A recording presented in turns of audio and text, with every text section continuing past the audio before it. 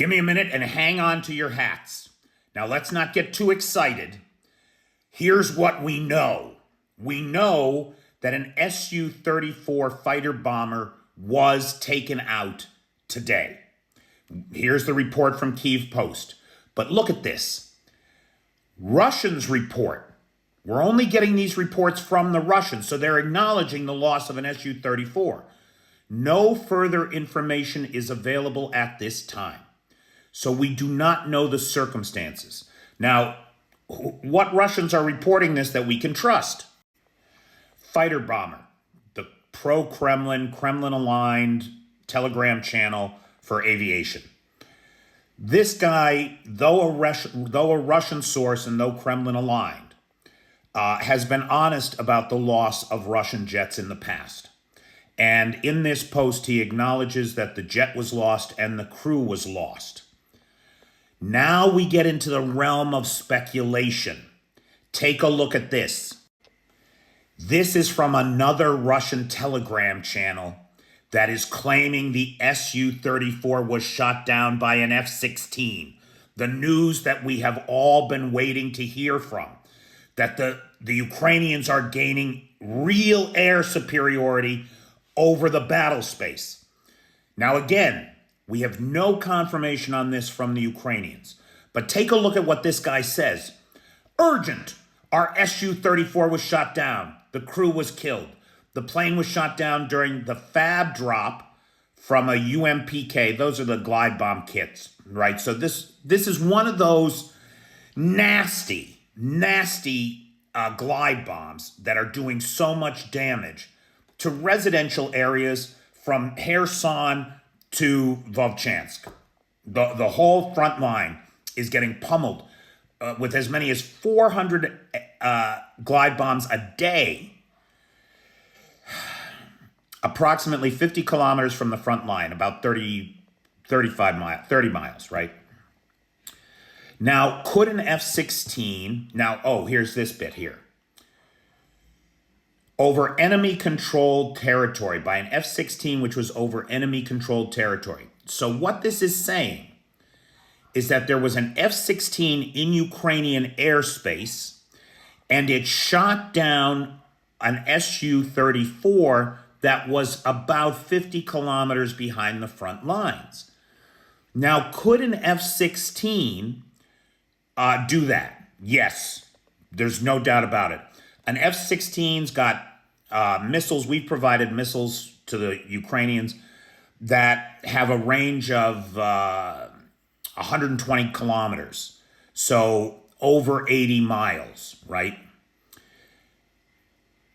If that's the case, if this is the case, it's a big win for the Ukrainians. But they may want to keep it quiet for a while they continue to hunt more planes. Now look at the last thing that this guy says. Soon there will be more such losses. NATO has sent F-16s out to hunt. So again, blaming NATO, right, rather than the people that are fighting from this insane invasion. Now there will be fewer FABs flying at the Ukrainians. Consequently, our infantry losses will increase. So, look, could this be a question of friendly fire? Absolutely it could be. We know the Russians are nervous. The SAM operators have twitchy trigger fingers, boy. They've shot down civilian Cessnas over Russian airspace, the most recent a crop duster, because they're nervous about the drones coming into their airspace.